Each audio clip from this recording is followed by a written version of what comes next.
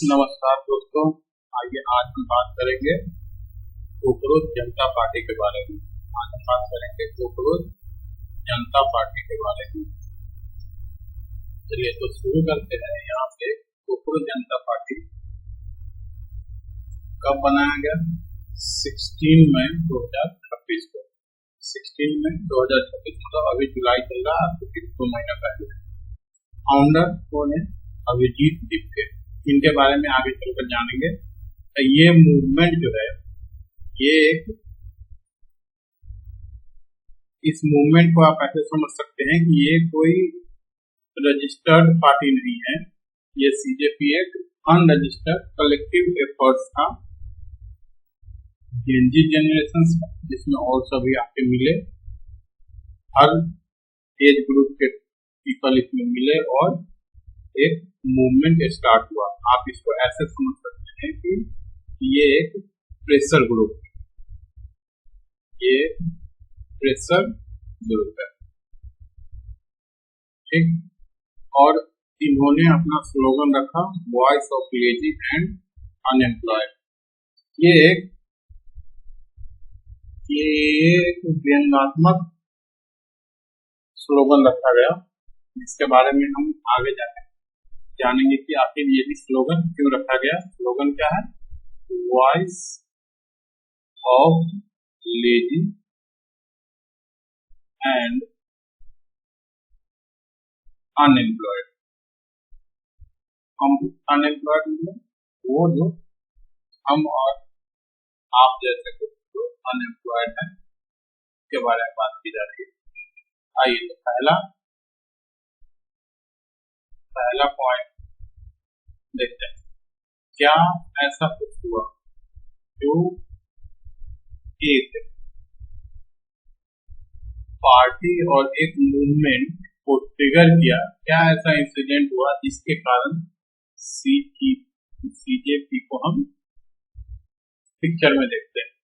तो ये आपको क्लियर है कि मई 16, 2016 को एक पॉलिटिकल स्ट्रेटेजिस्ट जिनका नाम था अभिजीत दीपके, इन्होंने इसको बनाया।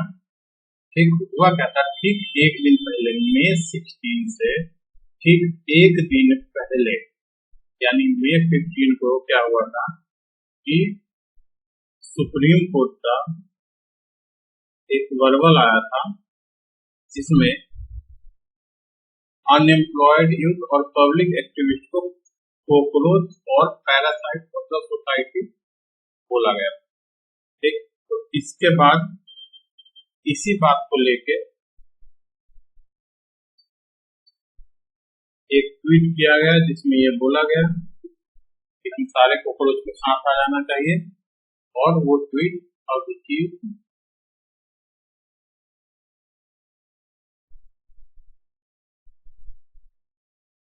दीपके का किया हुआ था। और इसके बाद ये पूरा का पूरा मूवमेंट यहीं से शुरू होता है। अब समझिए इस मूवमेंट के पीछे रीजंस क्या है। इस मूवमेंट के पीछे कुछ रीजंस है, जिसके कारण ये मूवमेंट इतने बड़े लेवल पर करने की जरूरत पड़ी। अब देखिए यहाँ पर मेन चीज क्या है कि हमारे देश में मोर देन 50 पेपर्स कुछ ही सालों में लीक्स हुए हैं। ठीक, पेपर लीक्स हो रहे हैं, तो ये बताता है कि हमारे एग्जाम सिस्टम में बहुत बड़ा स्कैम हो रहा है। जैसे कुछ कॉम्पिटिटिव एंट्रेंस एग्जाम, जो सबसे ज्यादा चर्चा में रहा, नीट यूटी 2016 का,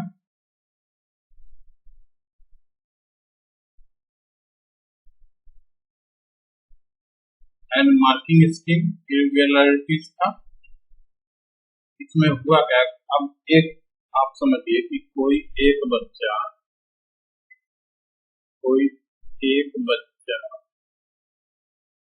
जो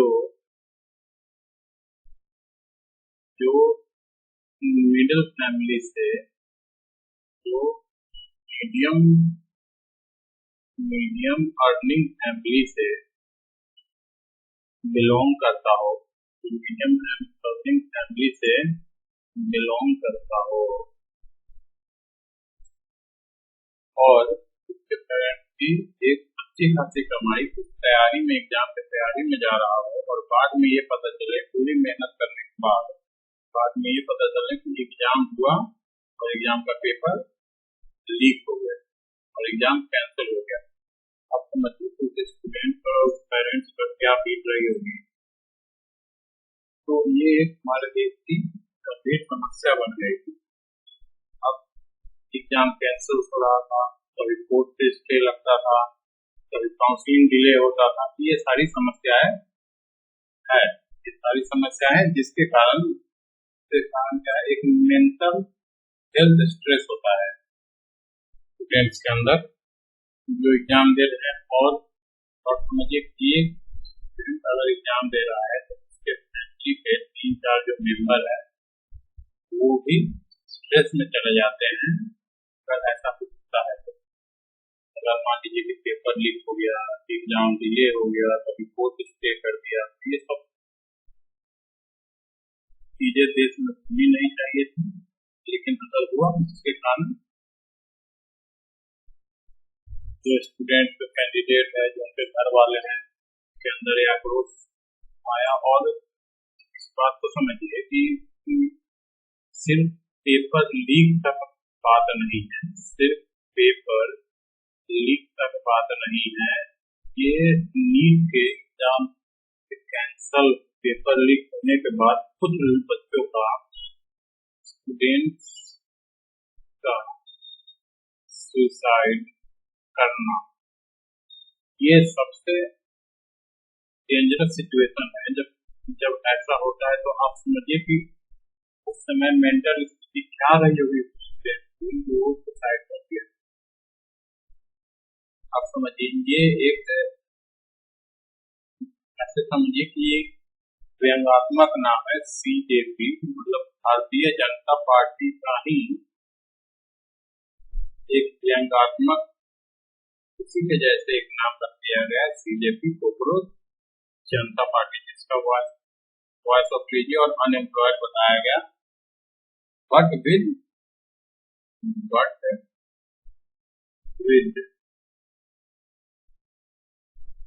वेरी गुड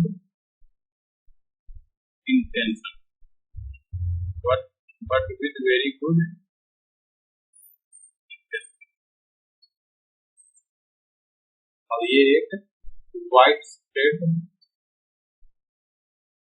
एक्टिव और वायरल पार्टिसिपेशन बन गया जब लोग आके इससे जुड़ते चले गए। इसके ग्रोथ जब ये अचानक से तुरंत मई में जो मूवमेंट स्टार्ट हुआ और तुरंत 2-3 महीने में ही इतना ज्यादा ग्रोथ करने का कारण है AI and digital content. CJP के मेंबर्स बहुत ज्यादा AI टूल का यूज करके और अलग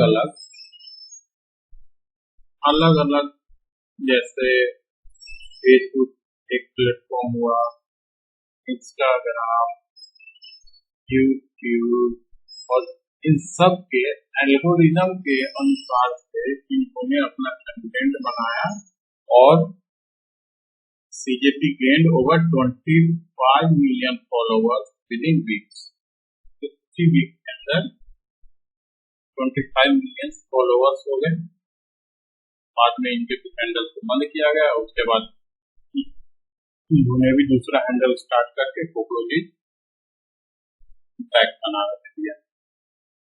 आगे देखिए, अब ये जो प्रोटेस्ट हो रहा था ये जून 26 में CJP transition from digital physical state mobilization. अभी तक जो चीज डिजिटल चल रहा था वो अब फिजिकल यानी कि सड़कों पर उतर चुका था ये मूवमेंट, और थाउजेंड्स ऑफ स्टूडेंट, हजारों की संख्या में एक परमानेंट कैंप लगाया गया जंतर मंतर पर और दिल्ली में ये पहुंच गया।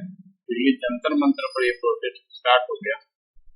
अब यहाँ पर इन्वायरमेंटलिस्ट रिफॉर्मिस्ट जैसे सोनम वांगचुक एक बहुत ही फेमस चेहरा लद्दाख से आके इस प्रोटेस्ट को ज्वाइन कर लेता और इस प्रोटेस्ट को मोमेंटम मिल जाता है। ठीक, यहाँ पर कुछ स्टूडेंट्स ग्रुप भी आके ज्वाइन करते जैसे KISA, SFI। अब यहाँ पर एक चीज और सोचने वाली बात है कि एक स्टूडेंट ग्रुप ABCD इसका रोल अब ये आपके ऊपर है, आप देखिए कि इसका रोल इसमें कहाँ था भी या नहीं था। तो जब ये प्रोटेस्ट हो रहा था तो प्रोटेस्ट के दौरान क्या है, कुछ गवर्नमेंट बहुत ही बेकार पॉलिसी का यूज करे ताकि प्रोटेस्ट को दबाया जाए और उन्होंने जंतर मंतर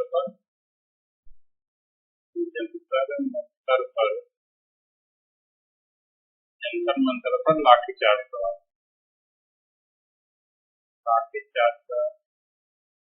पुलिस के द्वारा लाठीचार्ज किया गया, जिसमें हमारे पीसफुल प्रोटेस्टर्स कई घायल हुए, कईयों को तो इतना बर्बरता से किया गया कि वहां पर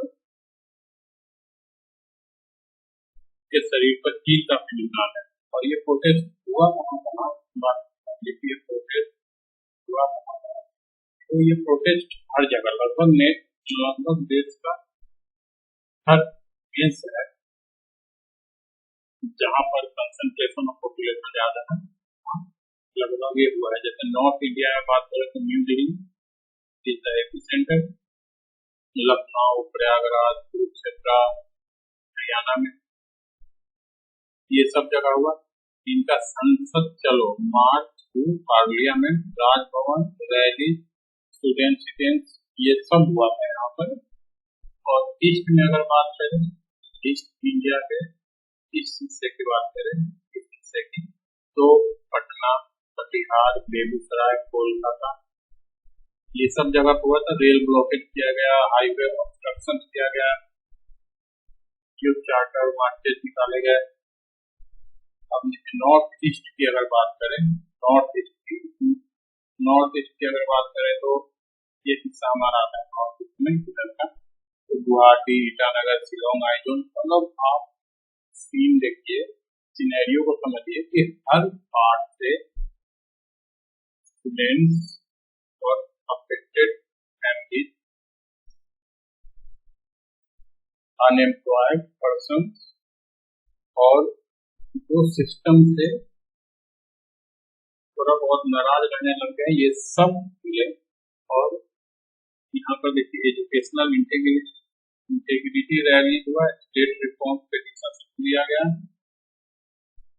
साउथ इंडिया की बात करें तो चेन्नई, हैदराबाद, कोची ये सब जगह पर हुआ, मास डेमोन्स्ट्रेशन हुआ। मतलब आप ये सब समझिए, आप ऐसे देखिए ये इंडिया का मैप है, तो west, north east, south, all areas cover, सब एरिया कवर हुआ। अब यहाँ पर देखिए कि हादसे क्या हुआ जब जंतर मंतर पर कई चीजें ऐसी हुई जो एक डेमोक्रेसी में बिल्कुल होनी तो नहीं चाहिए थी, लेकिन फिर भी हुई क्योंकि सरकार मानने को तैयार नहीं है। ड्यूरिंग द मैसिव संसद चलो ऑन जुलाई 20, 2023 को क्या हुआ, protesters encounter with heavy security measures, crowd control किया गया, क्लैश ऑफ पुलिस वालों के साथ, इसमें 150 से ज्यादा बच्चे घायल हुए, कुछ सिक्योरिटी पर्सनल भी इंजर्ड हुए। ट्रांजिट और कम्युनिकेशन शटडाउन किया गया, इंटरनेट को शटडाउन कर दिया गया, मेट्रो स्टेशन को बंद कर दिया गया ताकि क्राउड हर जगह से मोबिलाइज होकर एक जगह पर नहीं आ सके, एक जगह पर नहीं आ सके। अब ओवर 15 पुलिस FIR रजिस्टर किया गया इन प्रोटेस्टर्स के खिलाफ और टेम्पररी डिटेंशन किया गया more than 70 coordinator grand coordinator approach the multiple cities. अब इसका आउटकम क्या हुआ, जब इतना बड़ा प्रोटेस्ट हो रहा था तो बीजेपी के फाउंडेशन से लेकर संसद चलो मार्च तक, संसद चलो मार्च तक, तो इसका आउटकम क्या हुआ? ये तो सरकार मानने को तैयार नहीं थी, लेकिन क्या हुआ, 1 जुलाई 2026 को following weeks of street protest, hunger strikes and public pressure में आके union education minister Dharmendra Pradhan tendered his resignation, मतलब वो अपना रेजिग्नेशन दे दिए और इस बात को स्वीकार करते हुए वो अपने मोरल रिस्पॉन्सिबिलिटी लेते हुए कि हाँ सिस्टम गवर्नेंस में फेलियर हुआ।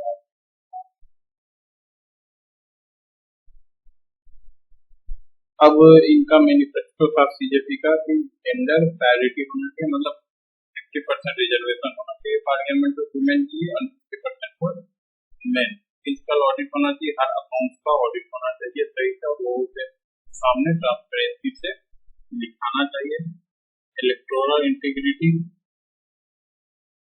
UAPA level criminal prosecution for election personnel involve in voter roll tampering, मतलब जो वोटर रोल को टेम्पर करते हैं उसमें किसी गलत तरीके से नाम ऐड करना, एक्सक्लूड करना, तो उसके खिलाफ कार्रवाई की गई। और पैराडॉक्स ऑफ लीडरलेस, देखिए यहाँ पर ये बात बोली जा रही है कि ये अनरजिस्टर्ड पावर है, अनरजिस्टर्ड पावर है। BJP remains unregistered with the election commission of India, मतलब ये कोई पॉलिटिकल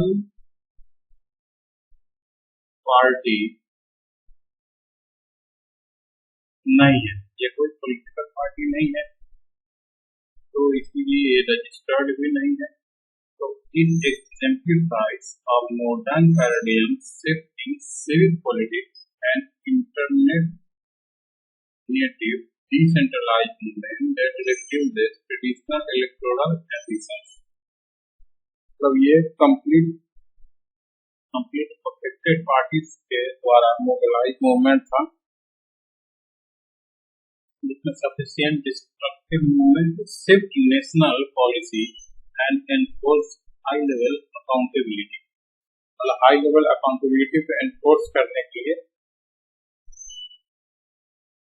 एक मूवमेंट था। युद्ध का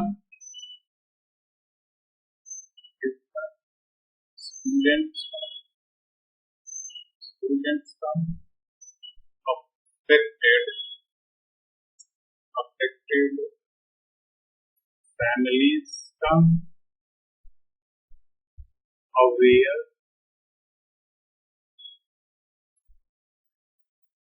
सिटीजन्स का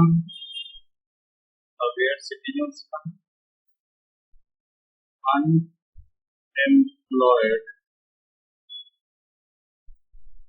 यूथ का, नागरिकता against the system, against the lack of opportunity in employment generation, ये सब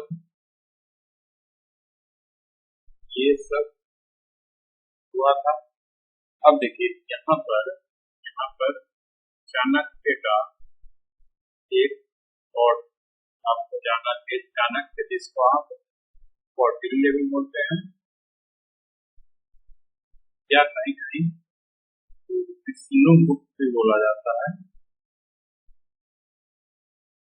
विष्णुगुप्त, इनका कहना था कि एक राजा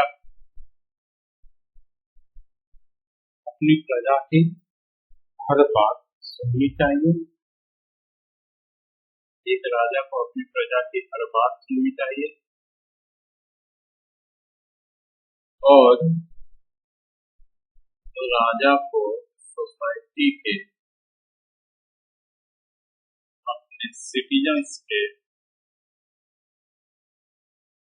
वेलफेयर के लिए काम करना चाहिए, वेलफेयर के लिए काम करना चाहिए। लेकिन यहाँ क्या हुआ है दैट गवर्नमेंट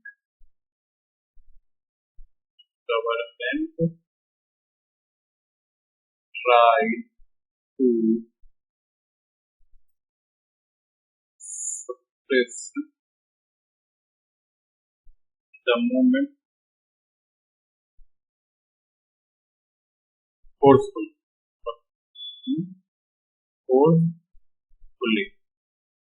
जबकि ऐसा होना नहीं चाहिए था। 2014 से आगे सरकार है, लोग सरकार पे विश्वास करते थे, तो होना ये चाहिए था सरकार स्टूडेंट्स की बात इनिशियली ही मान लेती, शुरू में ही मान लेती और यहाँ तक बात जाता ही नहीं। चलिए अगले वीडियो में मिलेंगे कुछ और नए टॉपिक के साथ। तब तक के लिए अगर आपको ये वीडियो अच्छा लगा हो तो सब्सक्राइब कर दीजिएगा और लाइक कीजिएगा, और ये सबसे ज़्यादा जरूरी ये है कि आप कमेंट जरूर कीजिएगा कि आपको ये वीडियो कैसा लगा।